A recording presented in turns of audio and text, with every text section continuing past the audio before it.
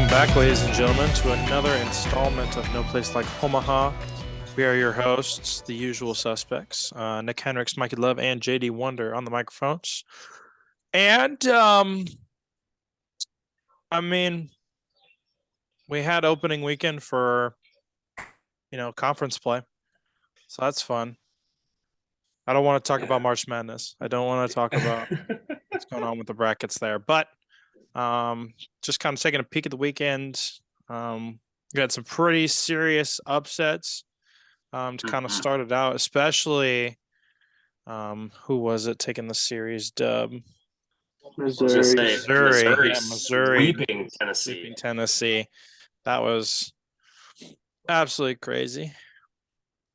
Other than that, Miami also taking the series against Virginia Tech. That was a big one.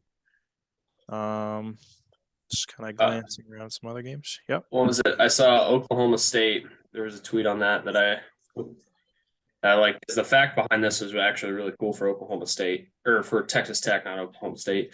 So Texas Tech is now 5 straight series wins against Oklahoma State. So Texas Tech knocks off number 12 Oklahoma State, which is huge for Texas Tech, and for the Big 12, that shakes a lot of things up. So the Red Raiders able to get some stuff done and get everything kind of hopefully back to work for them. Otherwise, Wake Forest drops one game to Notre Dame over the weekend, but still they're continuing their dominance. That's back-to-back series wins for the Demon Deacons in the ACC. They got Miami coming up next, so that should be good. Offensively, Wake Forest still seems to be running on all cylinders. I mean, and pretty much any one of their wins, they're scoring 5+ runs. Over the weekend so far for against Notre Dame, it was 4-1, 12-3, and then a 1-3 loss. And with only 3 losses, 2 of them coming in ACC play and one of them coming to a tough Coastal Carolina team, you're still kind of looking at a Wake Forest offense that's capable of, or a Wake Forest team in general that's still able to keep their postseason hopes alive, and especially with Miami coming up, and then they've got a series in 2 weeks against NC State, who struggled against Virginia this weekend.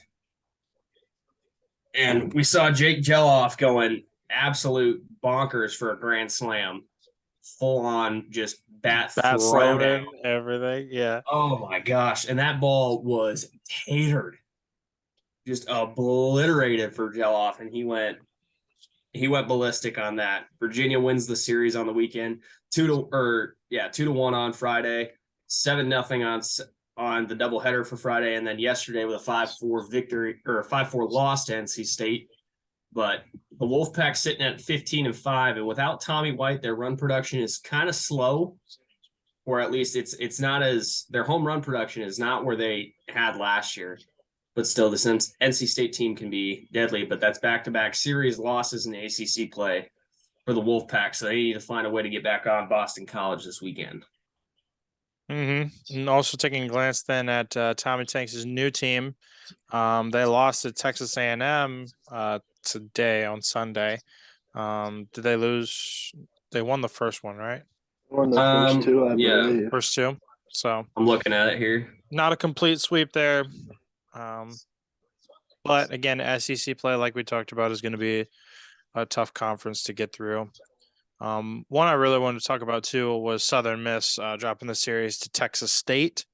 After those losses, do you think they fall, since they are ranked 25th now, do you think they fall out of the top 25 after this weekend? Who did again? Southern Miss lost to Texas State, and Texas State is unranked. I don't think they will, because Texas State is they're 5-0 against ranked opponents, I believe. I think that's what they are. Let me look here.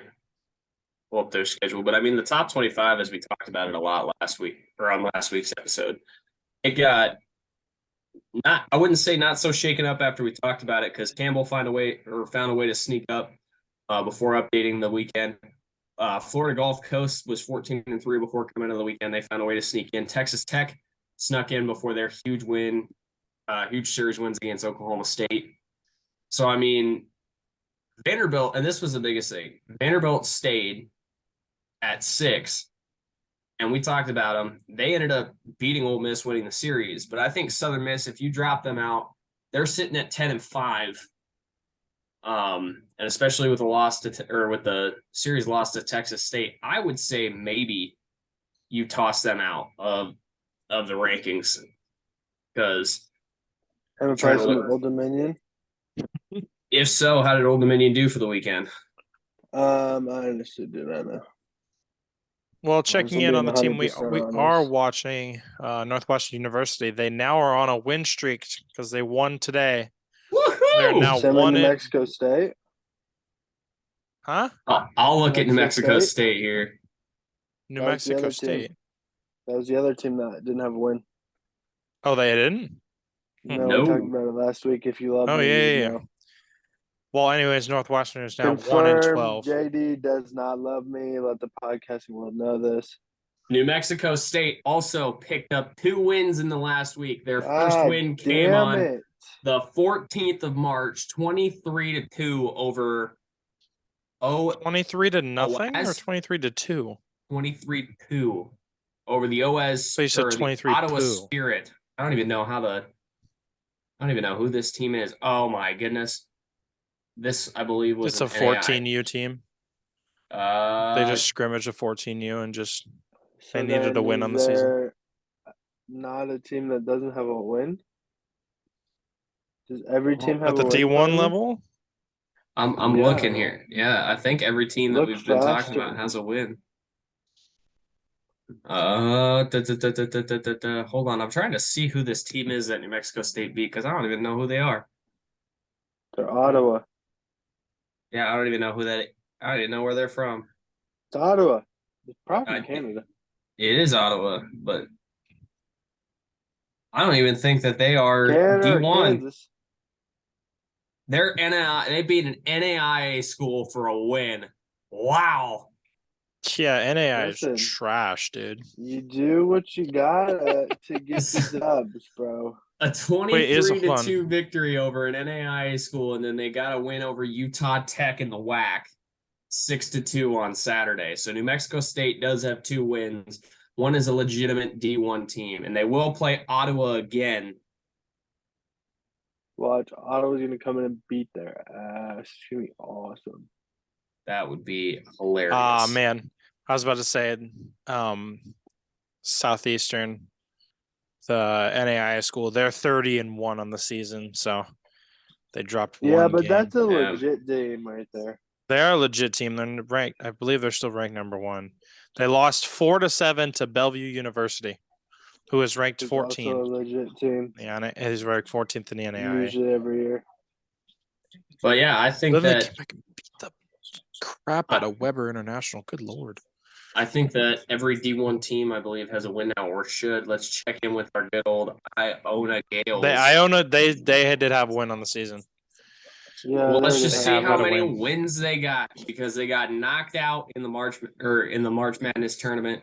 Well, let's just check their good old baseball schedule. We're not talking about it. Sorry, they've got 2 wins. We're having a rain in the background, if you guys can tell. Having what?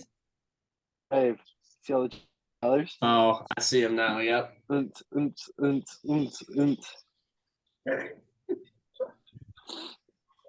Anyways, so trying to look at some highlights for the weekend. A highlight for the weekend. I was gonna say there was. Besides the big stuff with Mizzou just coming out and I don't think Tennessee deserves to be in the 2 spot. No, they've showed that early in the season, and now this is just kind of coming through, especially. Yeah, I would say that's. Oh, just wait. Go for it. This weekend, Brown University. They had a freshman named Olivia Pichardo. She became the first woman ever to appear in the D1 baseball game because she pinch hit when they played against Bryant this past Friday. So that's awesome news. Did she get a hit? I don't believe so. Gotcha. Well, pulling up the story now. Thoroughly impressive that a woman was on the roster as a freshman and got to be able to pinch hit. I mean, that is pretty cool. That's the side thing too, is like regardless of gender, yada yada, you're playing as a freshman at a D1 level. That's impressive. Yeah, that is impressive. Regardless, so she grounded out to the grounded out to first base on the first pitch. Go. So, well, she came out swinging. Good for her. Oh yeah, she's ready to go. But yeah. So hopefully she then takes up a starting role possibly later this season or maybe next season as she kind of, matures and get older and gets kind of involved more in the staff. So there you go. I think one of the biggest stories that we need to talk about the weekend, we were giving them a lot of shit for how they shouldn't be even remotely close to the spot that they have been in the top 25 just because of a couple of their losses. But Vanderbilt came out swinging this weekend, cranking on an Ole Miss team ranked third in the country, 12-2 in 8 innings on Friday night or on Thursday, Saturday with an 8-0 win. And then you come out yesterday getting the full clean sweep of the series in Nashville, 7-2 over Ole Miss. That's huge for Vanderbilt to get them back on track with Mississippi State coming up this weekend. And that's going to be on the road in Starkville. If anybody's a fan of college baseball, everybody knows that the dude gets wild. Like, that stadium is one of the toughest places to play, especially when it comes to the regional time for the season. So the dude is going to be loud in Starkville. But I think that for Vanderbilt, getting a big series win, let alone a sweep on this, is impressive kind of coming forward for them because they're sitting at 16-5 on the year, 3-0 in conference, obviously. But now they're riding a big 4-game win streak. Coming in after their loss to Loyola Marymount, and you open up SEC play with a sweep over the defending national champs.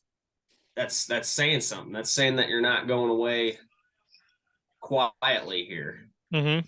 Well, looking back at last week too, during the week, Ole Miss lost to Jacksonville State 10-6. ECU lost to UNCW 8-5. TCU lost to Texas State 8-4. So this Texas State team might be, one that we kind of talked about them last year too, because they had actually a host site. Yeah, I think they hosted last year.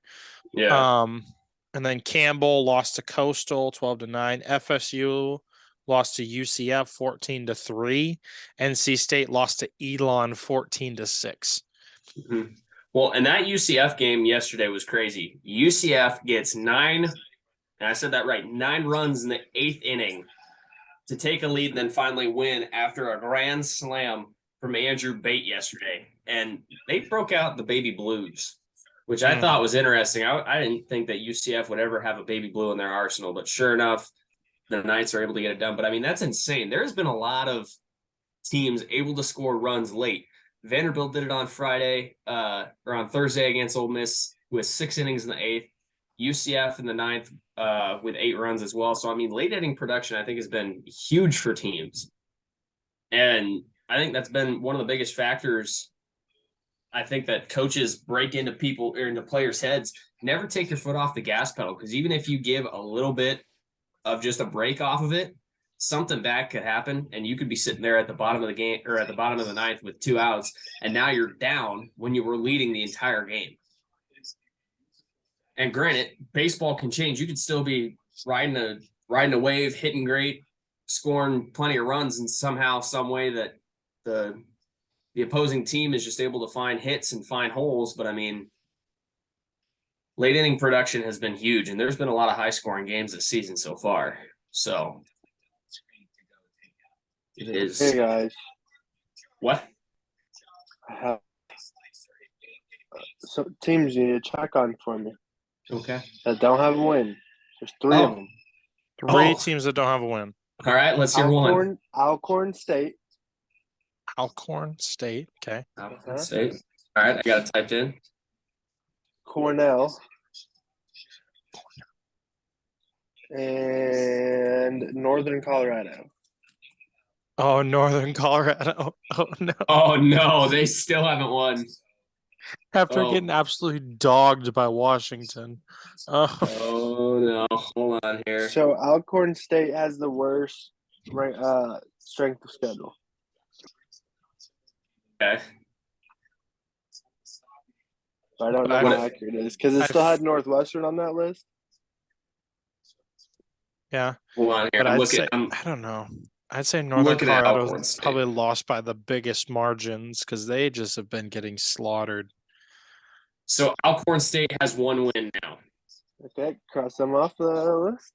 Their win came against Roosevelt. Northern Colorado with a 6-5 win. I've got Cornell as well while Josh is doing that. Cornell is 11-25, Mikey.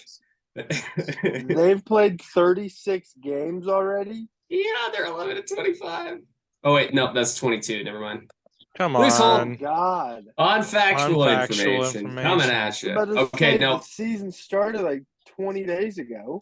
They're over 12 on the year. Let's see what they are. That's going to be the team to watch because UNC the Colorado one? They're 2-13. Oh, so Cornell's the team to watch, eh? There we they go. They won. Actually, the first 2 games of their season, they won. They won against Colorado Springs. Yep. Really? Yeah, and then they've been on a losing streak ever since. They've had a 13-game losing streak. Cornell so far this season, they played Wake Forest and they only lost 10-3. So they did better than Northern Colorado getting just shit stomped by Washington. Otherwise, they start conference play in the Ivy League coming up next weekend. On Saturday, they got Yale for a 3-game series with a doubleheader on Saturday, then Sunday. But Northern Colorado in the last series versus George Mason, 10-5 loss, 4-3 loss, 15-4. Their losses have been somewhat manageable, at least. Cornell's not getting blown out of the water by any means. So the last team, right? Because there's 300 teams in D1 baseball. I believe so, yes. So no, I'm telling you. Cornell's the team to watch. Correct. Cornell. All right. Have to get Andy Bernard on the podcast. Oh, goodness. So, anyways, besides that, looking then ahead to some midweek games. Northwestern plays Butler on Monday. That is the only Monday game that I see on the schedule. Oh, Lord. I got Pacific versus CSU Bakersfield. What did you guys say was going to go first overall in the draft this coming year? Who's going to go first overall? Yeah. For baseball? No, for freaking hockey. I don't think we talked about who was going first overall in the draft, no, Mikey. We did. Right at the very beginning. Talked about people to watch in the draft.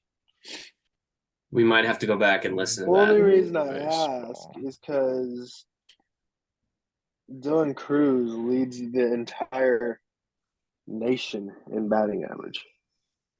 Dylan Cruz, LSU, is the top. He's the outfielder. He's the one that's projected to go. As well as Chase Dolander from Tennessee. LSU's also got a pitcher who they picked up with a transfer portal from Air Force who's disgusting. But funny enough, the 4th best hitter in the nation is from Alcorn State. So yeah, Jamal Green, he's hitting 500. Yeah, with an on-base percentage of .528. Mike Booby's on there, Jay. He's he is 6th. Bovey's a 7th. He's 7th. Yep. Bovey's on there. And then Wake Forest has Tommy Hawk on there as well. Big name to watch out for. Sacred Heart has a guy on there. Good old Sam McGilly hitting .448 on the season at the bottom of the list. Home run leader, too. Tie in the home run leader. Yeah, the Florida 2A, and I don't know how to say his last name. Jake, how's it?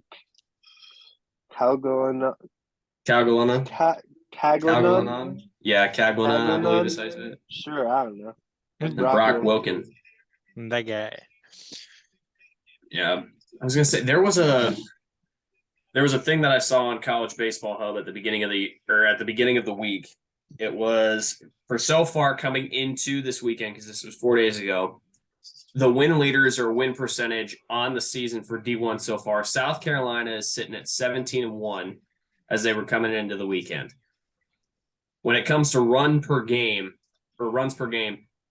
LSU averages 11.5 runs per game. Otherwise, New Mexico is sitting at 11.3. Florida's sitting at dead 11.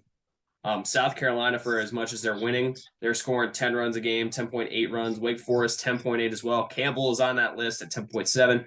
Old Dominion sits, I believe, at 6 at the bottom of that list. They're scoring 10.6 runs a game. Coastal Carolina, you can throw them on that list at scoring 10.4. Batting average as a team so far overall, New Mexico is hitting lights out with 362. Virginia, Bama, Florida, they round out that top 4, and then Old Dominion sitting at 5, hitting 340 as a team.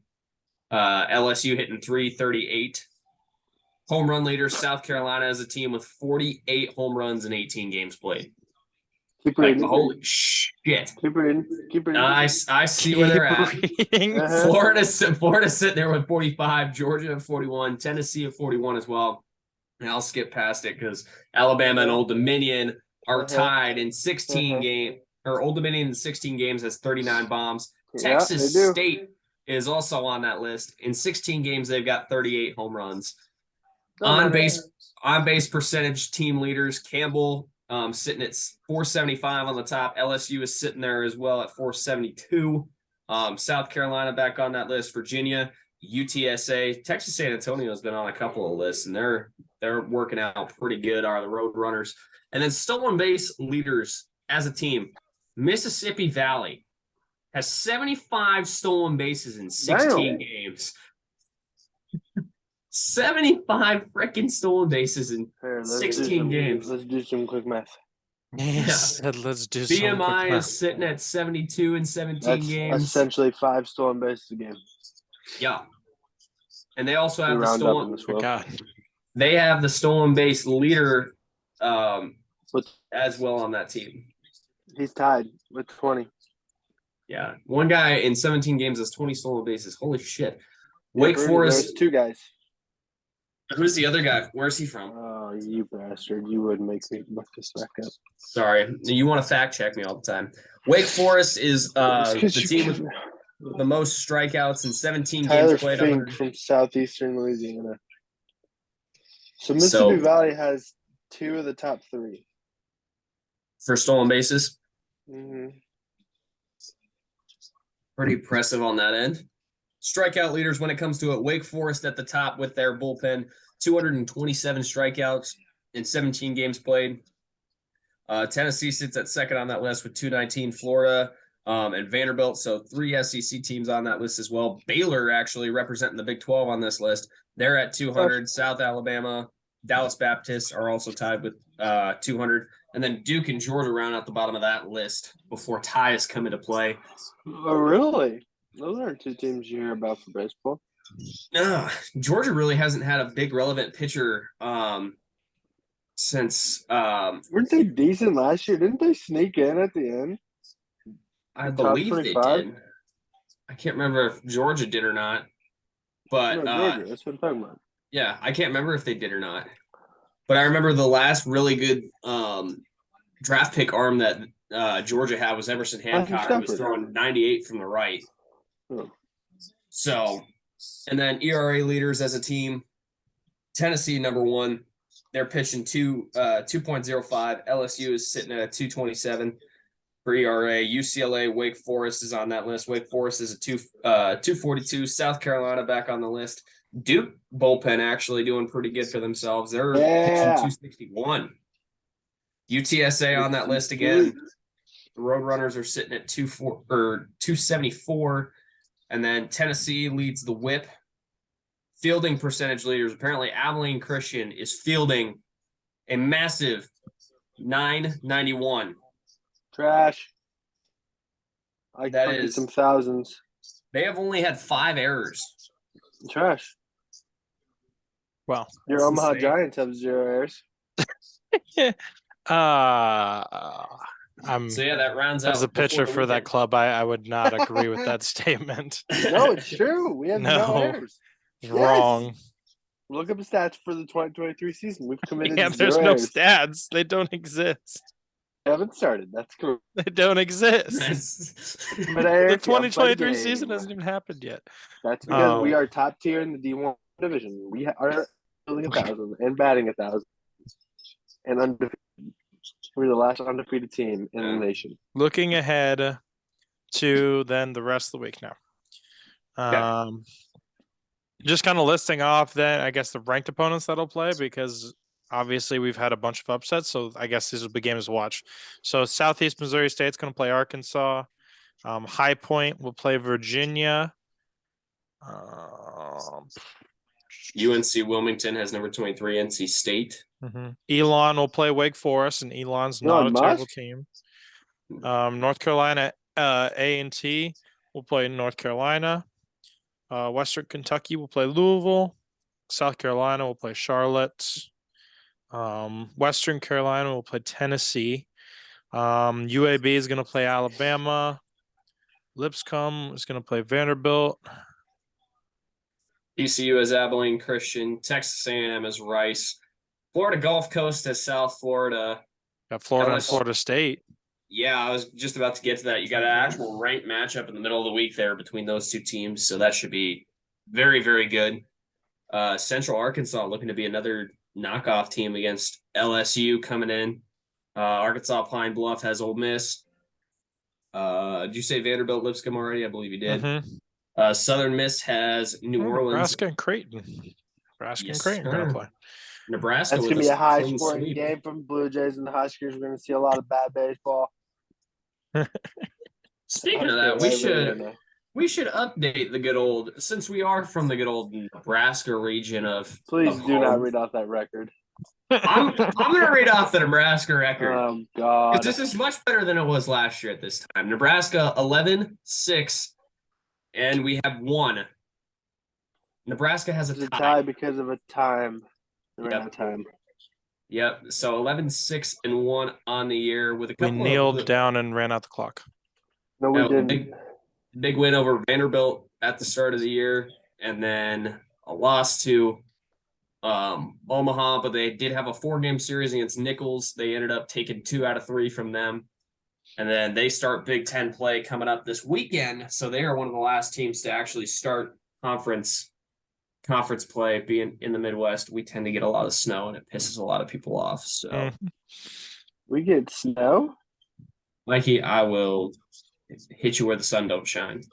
Moving now to Wednesday. A little upset. Georgia is going to play Virginia. VMI is going to play Virginia Tech.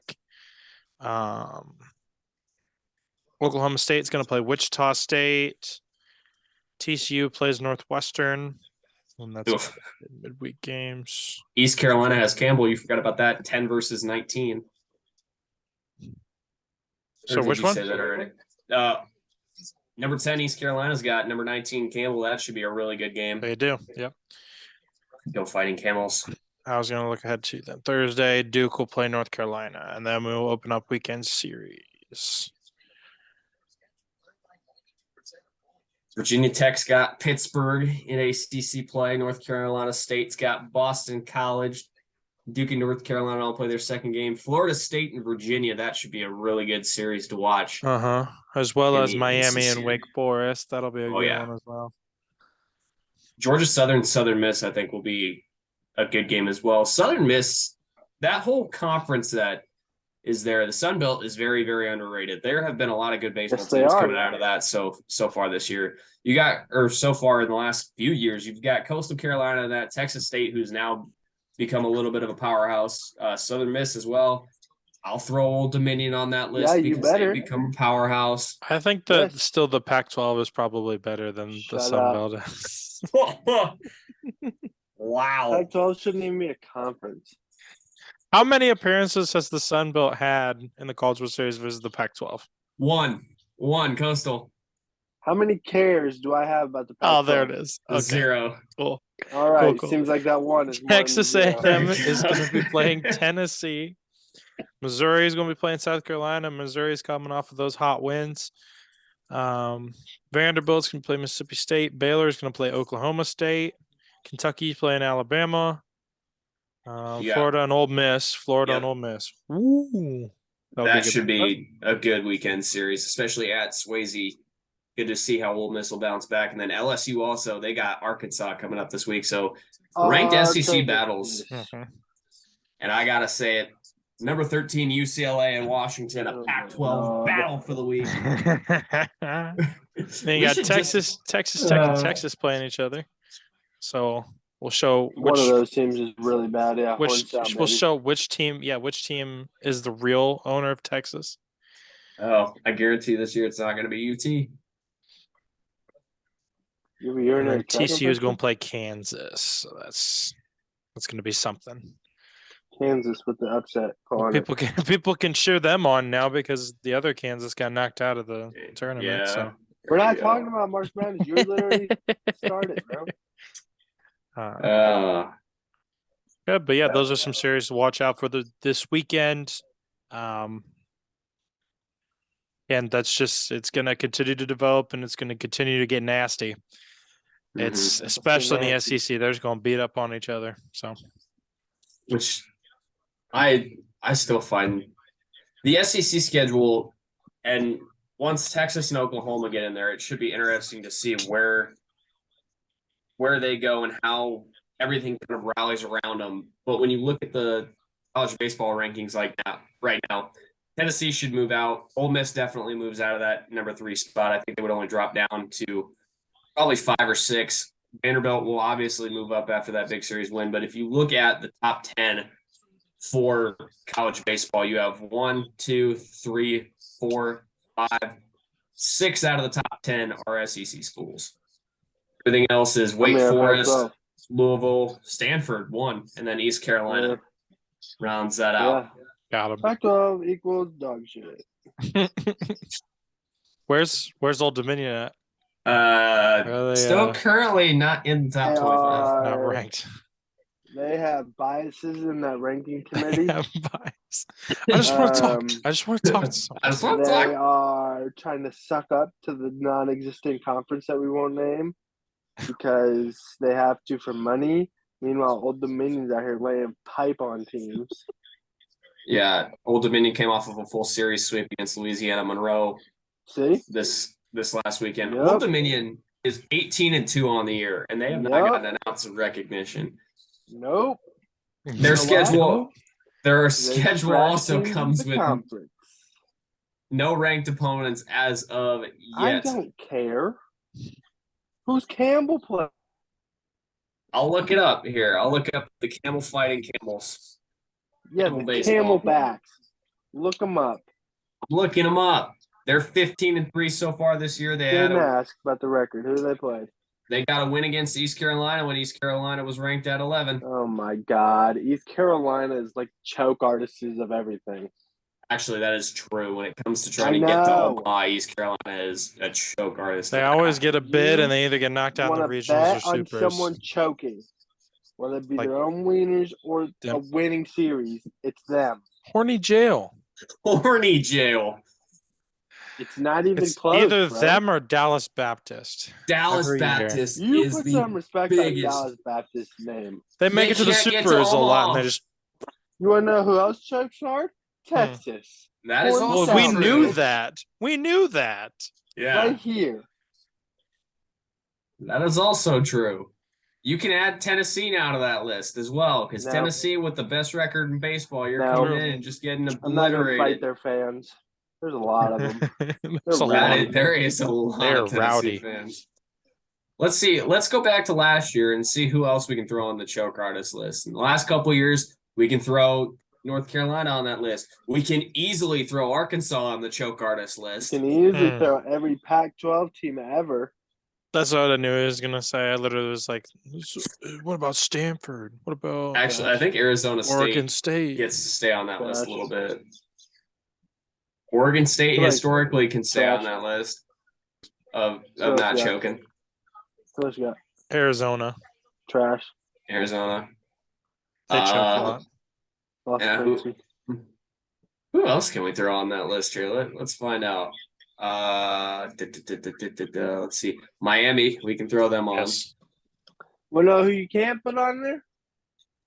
The Old Dominion Lions. It's because they haven't even We gotten can the or opportunity. can't? So Cannot put them on there because they don't choke. They just get they just haven't The been shaft. presented with the they opportunity. get biased opinions on them. We can throw them on the list for not making the regional and choking that way. How about that? Damn. Yeah, how Texas Then did? you got to throw Rutgers on there. Texas made the regionals last year. Texas made it and then to what happened? Omaha last year. And then what happened? They lost. Who and you? Oh, okay, zip your lip. They made it there. That go how you thought it would? Nope. Nope. Nebraska, we can throw on there No. for not making it to the No. region They're on Yes. no list. because No. they can make it to the No regional, but list. then they can't get it out. Can't get out. Zero list. I'd put dirt on that list No before list. Wow, throw some shade at your own home state there. them. Be better. Anyways, Moving on. How I you mean, gonna that's lose to about UNO? all we Respectfully. respectfully. That's a Had to hockey add that at school. the end. They're a hockey school. Yikes. Hard. Um, don't know, dude. Rank Old All right, Dominion. well- That's all I gotta say. Do we have anything else? If Yeah. if the committee ranks Old Dominion in the top 25, Flintstone Gummies will send him a personal lifetime pack. Personal lifetime pack? What the hell do they Yeah. mean? Lifetime personal lifetime supplements that are suited to your vitamin needs. Flintstone Gummies Yeah. and NCAA. baby. Where's Work our, to partner sponsorship? with Old Dominion here. Hmm. We don't need a partner with them. We just need a fist fight whoever's on the committee that votes for the Pac-12 every freaking week. This could be the clip that we put on social media, starting from Flintstone Gummies to here. That would be wonderful. That's fine. You just gotta send me a timestamp and I'll do it. But I'll do it. anyways, all right. So again, if we have nothing else, you can find us on Twitter and TikTok at Homaha Pod. Pac-12 Find haters. us on all podcasting platforms, Apple Podcasts, Spotify, or wherever you get your podcasts. No Place Like Homaha. You can also find us on YouTube, same name. Shout out Cronio Media for helping us get out on all platforms. Other than that, anything else, gentlemen? I'm good. Nothing that's Mikey's productive. just got some beef with the Pac-12 and the top 25 committee. This isn't new. That's the regular fight that he This has. is It's a the good fight he reoccurring has to thing. fight every week. So I should edit I'm a doing the scoreboard. Lord's work. I'm doing doing the Lord's work. I should edit a advocating for the scoreboard little in guy. per week. Mikey's record versus the Pac-12 and the top 25 committee. That's fine. Well, he's Well, 0 for so far because the Pac-12 is still ranked. So Yeah. as soon as And- all Pac-12 teams fall out of the top 25, which I don't think Never will ever happen, Never happened. But- What can I say? once Old Biases. Dominion gets ranked, then it's a win. Yep.